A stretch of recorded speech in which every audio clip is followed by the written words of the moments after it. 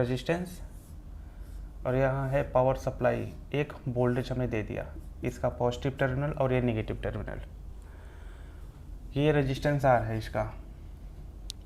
इसमें से अगर यहाँ पे करंट फ्लो होगा, बैटरी से करंट फ्लो होगा, इसमें जाएगा, तो वोल्टेज बढ़ाने पे करंट पे क्या इफेक्ट पड़ेगा। कभी कभी ये होता है कि रेजिस्टेंस हम अगर हाई रखते हैं तो करंट क्या होगा, रेजिस्टेंस करंट को अपोज करता है तो करंट कम हो जाएगा। तो यहाँ पे हम सबसे पहले ये देखेंगे कि वोल्टेज क्या करता है, वोल्टेज प्रोपोर्शनल टू करंट। अगर जितना ज़्यादा हम वोल्टेज को हाई करेंगे उतना ज़्यादा करंट इसमें फ्लो होगा, जितना ज़्यादा वोल्टेज हाई करेंगे उतना करंट फ्लो होगा। अब यहाँ पे कोई कांस्टेंट आएगा जिस कांस्टेंट को हम बोलते हैं आर आई, और यही कांस्टेंट जो होता है कॉल्ड रेजिस्टेंस। रेजिस्टेंस किसका होता है, पर्टिकुलर किसी वायर, कोई मेटालिक वायर होता है तो उसका रेजिस्टेंस होता है। रेजिस्टेंस का काम होता है करंट को अपोज करना, करंट को अपोज करना। इसमें से हम एक बताए थे कि अगर सपोज दैट ये वायर है, एक वायर है, इस वायर में ढेर सारे फ्री इलेक्ट्रॉन होते हैं। अगर जैसे ही हम बैटरी यहाँ पे लगाते हैं प्लस माइनस, तो ये पॉजिटिव टर्मिनल यहाँ पे है तो ये पूरा प्लस हो जाएगा, निगेटिव टर्मिनल यहाँ पे है तो ये पूरा निगेटिव हो जाएगा, जिसकी सी वजह से हमें प्लस है और यहाँ पे माइनस है। तो प्लस माइनस की वजह से अंदर एक इलेक्ट्रॉन यानी इलेक्ट्रिक फील्ड यहाँ पे क्रिएट हो जाएगा। इलेक्ट्रिक फील्ड का जो डायरेक्शन होगा प्लस से लेकर माइनस के साइड में होगा, जिसकी वजह से इलेक्ट्रॉन पे एक फोर्स लगेगा, क्योंकि ये सारे के सारे इलेक्ट्रॉन अब इलेक्ट्रिक फील्ड के अंदर आ गए, इलेक्ट्रिक फील्ड के रीजन में आ गए। अब किसी भी इलेक्ट्रिक फील्ड में अगर इलेक्ट्रॉन होता है तो उस इलेक्ट्रॉन पे फोर्स लगना शुरू हो जाता है।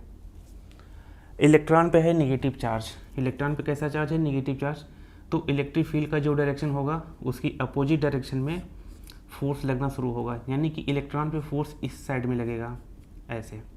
तो सारे के सारे इलेक्ट्रॉन मूव करेंगे इधर, इस साइड में ऐसे मूव करेंगे ऐसे, और इलेक्ट्रॉन की अपोजिट डायरेक्शन में करंट फ्लो होता है तो इस डायरेक्शन में करंट आ जाएगा। बट यहाँ पे बात यह है कि इलेक्ट्रॉन्स के बीच में कोलिजन होगा यहाँ पे, उस कोलिजन की वजह से इसका मोशन भी कम हो जाएगा, जिस मोशन कम होने की वजह से करंट कम होगा, क्योंकि करंट का जो डेफिनेशन होता है rate of flow of charge, rate of flow of charge. तो चार्ज का फ्लो का जो रेट होगा वो कम हो जाएगा, टाइम के रेस्पेक्ट में कम चार्ज फ्लो करेगा due to collision inside the material जो भी है, तो उसकी वजह से यहाँ पे करंट हमारा कम हो जाएगा। उसी को बोलते हैं रेजिस्टेंस। जो यहाँ पे कोलिजन होता है ना, इस कोलिजन को ही रेजिस्टेंस बोलते हैं। रेजिस्टेंस का मतलब होता है इलेक्ट्रॉन के फ्लो को कोई अपोज कर रहा है, रजिस्ट कर रहा है उसके मोशन को, तो यहाँ पे रेजिस्टेंस आ जाता है, जो कि एक कांस्टेंट होती है हर एक मेटल। अब देखा जाए तो जो वायर होता है, वायर किस मटेरियल का बना है, मेटल है, नॉन मेटल है, वैसे तो नॉन मेटल का तो वायर होता नहीं है, सेमीकंडक्टर यूज कर सकते हैं। तो यहाँ पे रेजिस्टेंस डिपेंड करता है कि मटेरियल किस मेटल का बना हुआ है वायर। तो यहाँ पे एक कांस्टेंट समझेंगे इसको, और इसका जो ग्राफ होगा रेजिस्टेंस का देखा जाए तो ये भी पाना ही हो जाएगा। तो जो वोल्टेज और करंट का जो रेशियो होगा वो रेजिस्टेंस होगा। यहाँ पे एक ग्राफ हम देखते हैं, ग्राफ किस तरीके से बनता है दोनों के बीच में।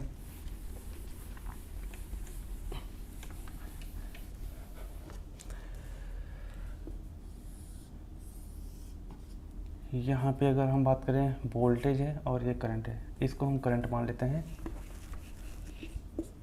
और ये है वोल्टेज। जैसे जैसे वोल्टेज बढ़ेगा, जैसे जैसे वोल्टेज बढ़ेगा करंट भी बढ़ता जाएगा। अगर इस इक्वेशन को हम देखेंगे तो वोल्टेज और एक करंट डायरेक्टली प्रोपोर्शनल है, तो यहाँ पे कुछ इस तरीके से ग्राफ बनेगा।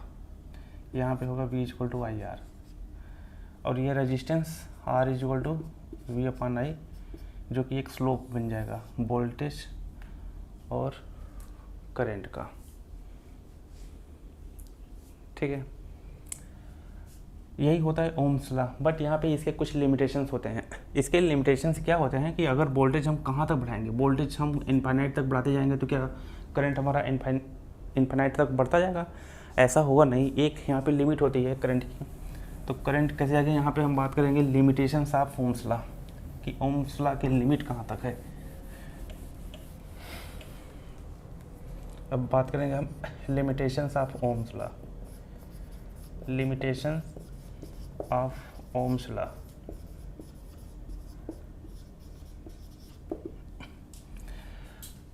ये ग्राफ हमारा बनेगा वोल्टेज वर्सेस करंट। तो वोल्टेज अगर हम 0 से बढ़ाते हैं, यहाँ पे वोल्टेज बढ़ाएंगे तो करंट हमारा बढ़ेगा, वोल्टेज और बढ़ाएंगे तो करंट और बढ़ेगा, यानी कि देखा जाए तो यहाँ पे इस रीजन में ऐसे जाएगा। उसके बाद एक पॉइंट आएगा जिसमें से वोल्टेज हमारा बढ़ता जाएगा बट करंट हमारा बढ़ेगा ना। यहाँ पे क्या होगा, स्टेट है और यहाँ पे कुछ कर्व होगा, उसके बाद यहाँ पे निगेटिव रेजिस्टेंस का काम करेगा। तो देखा जाए तो इसमें 3 अलग अलग रीजन्स बन रहे हैं। एक रीजन ये बन रहा है जिसमें से हमारा क्या है, बिल्कुल लीनियर है। लीनियर का मतलब ओम्स लॉ को फॉलो कर रहा है। ये ओम्स लॉ यहाँ पे वैलिड है, यहाँ से यहाँ तक स्टेट है। तो अगर स्टेट है तो ओम्स लॉ वैलिड करेगा। यहाँ पे लीनियर नहीं है, ये नॉन लीनियर है रीजन, इसलिए इसको बोलते हैं नॉन ओमिक। नॉन ओमिक या इसको बोलेंगे नॉन लीनियर। नॉन लीनियर का मतलब नॉन ओमिक। अब दूसरे वाले देखा जाए तो यहाँ पे निगेटिव रेजिस्टेंस, इसको बोलते हैं निगेटिव रेजिस्टेंस। ये निगेटिव रेजिस्टेंस इसको कैसे बोलेंगे, क्योंकि देखा जाए तो ये वोल्टेज यहाँ से यहाँ तक बढ़ रहा है, ये वोल्टेज बढ़ रहा है बट यहाँ पे करंट डाउन हो रहा है, करंट इस रीजन में डाउन हो रहा है वोल्टेज बढ़ने के बाद भी। अब वैसे भी देखा जाए तो रेजिस्टेंस हमारा क्या होता है, V/I। वोल्टेज बढ़ रहा है बट ये करंट डाउन जा रहा है, निगेटिव जा रहा है, इसलिए क्या होगा, निगेटिव रेजिस्टेंस इसको बोल देते हैं। ये निगेटिव रेजिस्टेंस यहाँ पे आ जाएगा। बेसिकली ये सेमीकंडक्टर के केस में होता है। सेमीकंडक्टर के केस में निगेटिव रेजिस्टेंस ही शो करता है, क्योंकि वोल्टेज बढ़ाने के बाद वहाँ पे करंट अपने आप डाउन होने लगता है। तो ओम्स लॉ ये हो गया, और उसके लिमिटेशन से इसको ऐसे लिखेंगे। आइए अब हम यहाँ पे नेक्स्ट बात करते हैं गैल्वेनोमीटर और एमीटर, सॉरी वोल्टमीटर और एमीटर। एमीटर और वोल्टमीटर क्या होते हैं, वैसे नाम सुना होगा आप लोगों ने गैल्वेनोमीटर का, कि गैल्वेनोमीटर क्या होता है। तो यहाँ पे हम बात करेंगे गैल्वेनोमीटर।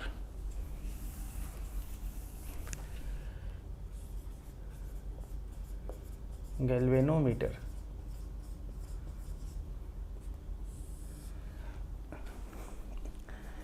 गैल्वेनोमीटर एक डिवाइस होता है जो करंट और वोल्टेज दोनों को मेजरमेंट करता है, जो करंट और वोल्टेज दोनों को मेजरमेंट करता है। तो यहाँ पे हम बात करेंगे it is a device which is used to measurement of current and voltage both, current and voltage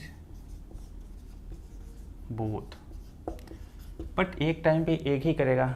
galvanometer एक टाइम पे एक ही होगा, उसको रिप्रेजेंट कुछ ऐसे करते हैं गैल्वेनोमीटर को। तो अब ये करंट का मेजरमेंट करेगा। तो देखा जाए तो इसके 2 टाइप भी होते हैं गैल्वेनोमीटर के। तो गैल्वेनोमीटर जो हमारा G होता है उसके 2 पार्ट होते हैं। एक होता है करंट मेजरमेंट, उसको बोलेंगे एमीटर। करंट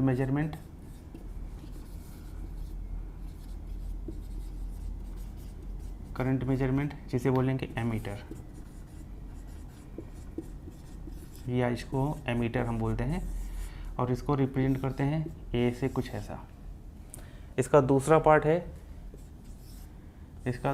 है वोल्टेज मेजरमेंट,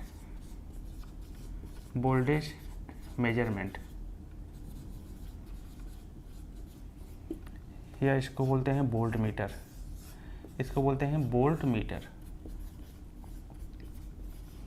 और वोल्ट मीटर को रिप्रेजेंट करते हैं V से, इस तरीके से रिप्रेजेंट करते हैं। तो गैल्वेनोमीटर A और V ये बताता है। गैल्वेनोमीटर को हम ऐसा क्या करेंगे गैल्वेनोमीटर में चेंज, कि वो करंट को मेजरमेंट करेगा और या तो वोल्ट मीटर को। तो यहाँ पे देखा जाए तो गैल्वेनोमीटर, इसी में कुछ न कुछ करेक्शन हमें करना पड़ता है, जो भी चेंज करना पड़ता है गैल्वेनोमीटर में करेगा, ताकि वो एमीटर की तरह बिहेव करे और वोल्ट मीटर की तरह। यानी करंट मेजरमेंट करना शुरू कर देगा तो एमीटर बन जाएगा, और वोल्टेज मेजरमेंट करेगा तो वोल्ट मीटर बन जाएगा। कब ये करेगा, अब बात आती है कि गैल्वेनोमीटर जो है करंट कब मेजरमेंट करेगा और वोल्ट मीटर यानी वोल्टेज कब करेगा मेजरमेंट। तो सबसे पहले हम यहाँ पे बात करेंगे एमीटर। एमीटर ए, तो ये है गैल्वेनोमीटर। आपने मार्केट से गैल्वेनोमीटर खरीद के लेके आया। अब यहाँ पे हमें बनाना है एमीटर। गैल्वेनोमीटर से बनाएंगे एमीटर। तो इसके पैरेलल में यहाँ पे एक लगाएंगे रेजिस्टेंस, जिसे बोलते हैं शंट रेजिस्टेंस, एस, कुछ ऐसा। अब ये जो बन गया पूरी तरीके से, ये बन जाएगा एमीटर। देखो इसके क्रॉस अब जो काम ये करेगा, यानी कि ये फाइनली जो काम करेगा वो काम होगा करंट मेजरमेंट का, ऐसा कुछ। ये बन गया। जब तक केवल गैल्वेनोमीटर था तब तक तो ये था। ये जैसे ही इसमें हम शंट रेजिस्टेंस यहाँ पे लगाएं, ये बन गया एमीटर। यानी कि अब ये करंट बताना शुरू करेगा कितना करंट जा रहा है। कैसे करेंगे यहाँ पे करंट, ये कैसे करंट को मेजरमेंट करता है, आइए हम यहाँ पे इसकी वैल्यू देखते हैं।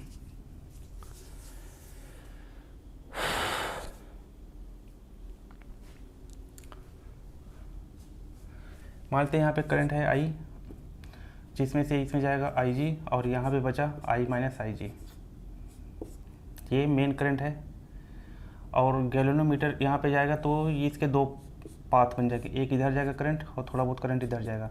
इधर मान लेते हैं गैल्वेनोमीटर में जा रहा है तो इसको बोलेंगे आई जी। और यहाँ पे जो आई में से आई जी तो यहाँ पे चला गया, तो बचेगा कितना, आई माइनस आई जी। ये आएगा शंट रेजिस्टेंस में। अब शंट रेजिस्टेंस में कितना करंट फ्लो हो रहा है, आई माइनस आई जी। यहाँ पे लिखेंगे आई जी और यहाँ पे लिखेंगे आई माइनस आई जी, और मेन करंट यहाँ पे आ रहा है आई। अब देखा जाए तो जो ये गैल्वेनोमीटर का रेजिस्टेंस जी है, तो इसके क्रॉस वोल्टेज और इसके क्रॉस वोल्टेज सेम होंगे, क्योंकि ये और ये दोनों पैरेलल में है। ये शंट रेजिस्टेंस और ये गैल्वेनोमीटर दोनों पैरेलल में है, तो इनके क्रॉस वोल्टेज क्या होगा, सेम होगा। पैरेलल कनेक्शन में वोल्टेज सेम होता है। तो इसका जो वोल्टेज हो गया, voltage across G is equal to voltage across S. अब वोल्टेज अक्रॉस जी क्या होगा, आई जी इंटू जी, इसका रेजिस्टेंस यही मान लेते हैं। और यहाँ पे क्या होगा, आई माइनस आई जी इंटू एस। यहाँ पे हो जाएगा आई इंटू एस माइनस आई जी इंटू एस, और ये आई जी इंटू जी। आई जी को इधर ले आओ, I G S plus I G into G is equal to I into S. यहाँ पे हम आई जी कॉमन लेंगे और ये बचेगा S plus G is equal to I into S. तो आई जी हो जाएगा आई अपान, इसको हम लिखेंगे एस अपान एस प्लस जी इंटू आई। कुछ इस तरीके से ये क्वेश्चन आता है बनके करंट का। करंट गैल्वेनोमीटर में कितना जा रहा है, कितना मेजरमेंट कर रहा है वो। आइए अब हम यहाँ पे देखते हैं वोल्ट मीटर कैसे बनाएंगे। गैल्वेनोमीटर से वोल्ट मीटर कैसे बनेगा। अब तो ये अभी तो हमने बनाया है ये कि एमीटर बनता कैसे है, बट इसको अगर हम सब यूज करेंगे, जहाँ कहीं भी सर्किट में यूज करेंगे, उसका अलग तरीका है, वो हम बाद में बताएंगे। अभी ये है गैल्वेनोमीटर से एमीटर बना कैसे है।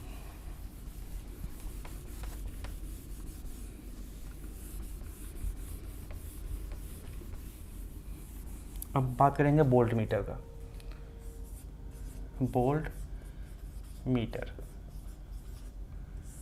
इसको रिप्रेजेंट करते हैं V से। इसी गैल्वेनोमीटर से हम बनाएंगे वोल्ट मीटर। तो ये है गैल्वेनोमीटर। अब इसके हम सीरीज में लगाएंगे एक रेजिस्टेंस, जिसे बोलेंगे शंट रेजिस्टेंस। यहाँ पे भी कर लेते हैं। ये शंट रेजिस्टेंस बहुत हाई रेजिस्टेंस है यहाँ पे, वहाँ पे भी वेरी हाई रेजिस्टेंस था। वो क्या है, ये हाई रेजिस्टेंस। अब देखा जाए तो जो ये बन गया है यहाँ पे प्रॉपर तरीके से, ये बनाएगा यहाँ पे वोल्ट मीटर। ये वोल्टेज बताएगा यहाँ पे टोटल वोल्टेज क्या है। ये बहुत हाई रेजिस्टेंस है, ये है वेरी हाई रेजिस्टेंस। तो देखा जाए तो यहाँ पे अगर कोई करंट जा रहा है, ऐसे आई करंट यहाँ पे अगर जाएगा, वोल्टेज है तो करंट यहाँ पे जाएगा। अब ये करंट इस गैल्वेनोमीटर में जाएगा तो यहाँ पे कुछ वोल्टेज क्रिएट करेगा। कितना करेगा, आई इंटू जी। और वही करंट यहाँ पे जाएगा तो कुछ वोल्टेज क्रिएट करेगा I इंटू एस। अब ये बहुत हाई रेजिस्टेंस है, बहुत हाई रेजिस्टेंस मतलब वोल्टेज भी बहुत ज़्यादा हाई होगा, तो दोनों वोल्टेज हम जोड़ेंगे तो यहाँ पे हो जाएगा I into G plus I into S is equal to ये वोल्टेज। तो I का मान होगा G plus S is equal to